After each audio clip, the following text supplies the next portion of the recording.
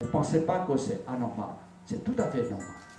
Parce que les Taïwanais préfèrent que ces gens, ils ont des disputes démocratiques, soient faites à l'intérieur du Parlement. Et ce qui est intéressant pour vous tous de voir, c'est quand il y a des caméras, hein, quand vous interrogez, interpellez auprès du ministre, du ministre ou bien du Premier ministre, alors il y a bien sûr des images assez spectaculaires. S'il n'y a pas de caméras, alors tout se passe très bien. Et à Taïwan, comme vous avez probablement eu une impression, les Taïwanais ne font rien que, ils ont la passion, n'est-ce pas, de la politique. Oui, c'est vrai. Parce que la démocratie, ou bien la politique, est tellement liée à la vie quotidienne de Taïwan, à l'avenir de, disons, ces 23 millions de peuples. Et c'est surtout aujourd'hui les relations entre Taïwan et la Chine continentale. Bien sûr, pour vous tous, vous êtes concernés. Alors, c'est aussi une des raisons qu'aujourd'hui, la présentation est certainement, disons, méritée. Et pour vous, c'est important et aussi intéressant. Premièrement, dès 2008, le président Ma Ying-jeou a appliqué une politique.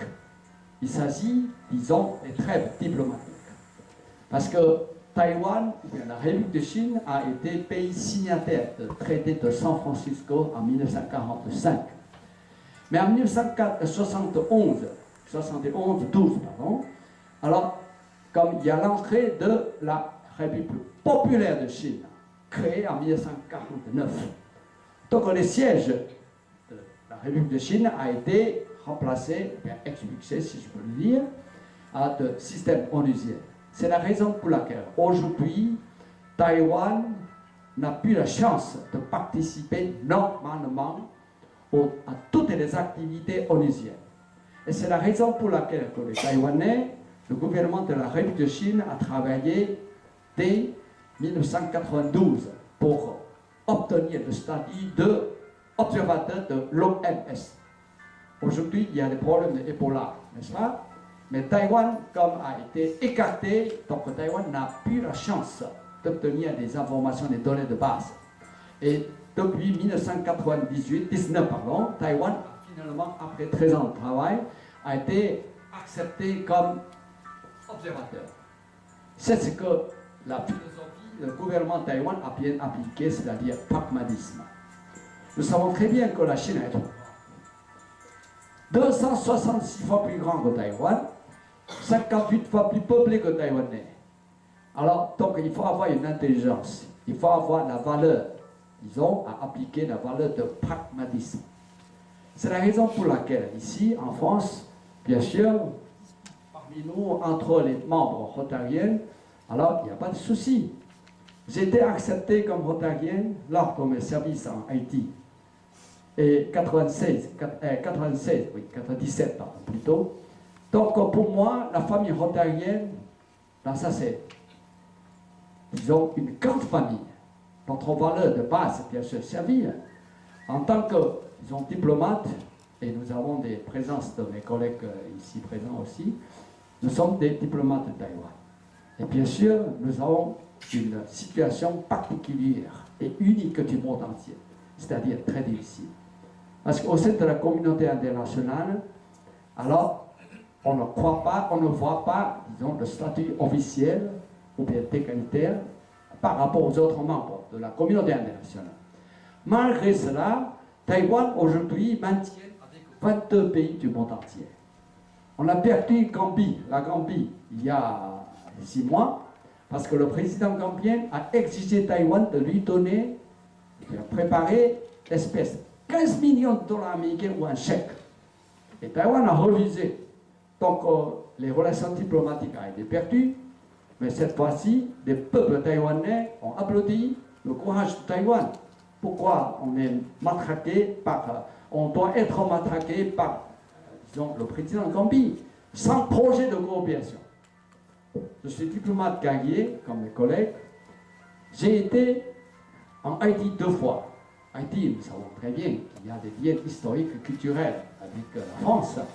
Et au moins le gouvernement français, n'est-ce pas, a tellement financé des projets, au moins 80 millions de dollars américains chaque année, l'an de mon départ. C'est pour ça que vous payez beaucoup d'impôts. Et bien sûr, lors de mon séjour là-bas, nous avons déjà changé notre stratégie, disons, au travail, de coopération avec ces pays, disons, bénéficiaires de ce genre de coopération internationale. En France, vous réservez 0,56 de PIB en faveur de coopération et développement international. C'est les aides à l'extérieur, y compris 10 millions, n'est-ce pas, pour les peuples de Gaza, aide humanitaire récemment. Et à Taïwan, comme nous sommes petits, mais quand même nous avons une bonne volonté de bien partager les responsabilités internationales. Nous réservons 0,01% de PIB pour, disons, les aides internationales, pour le projet de coopération internationale, soit 250 millions de dollars américains. C'est pas mal pour un petit pays. Mais l'essentiel, ça c'est nous, à Taïwan, comme ici en France, nous avons déjà la société civile. Nous avons des ONG, surtout les ONG médicales, les ONG aux urgences, n'est-ce pas, humanitaires.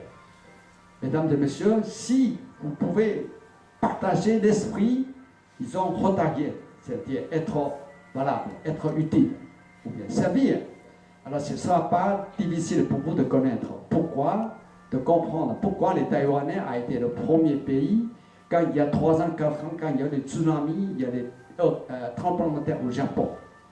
Le montant total contribué par les Taïwanais, y compris une petite partie symbolique, très très petite, mais très symbolique de ma part, personnelle, alors a été au montant de 120 millions de dollars américains. Ceci a été la totalité de tous les dons, toutes les aides financières données par le monde entier.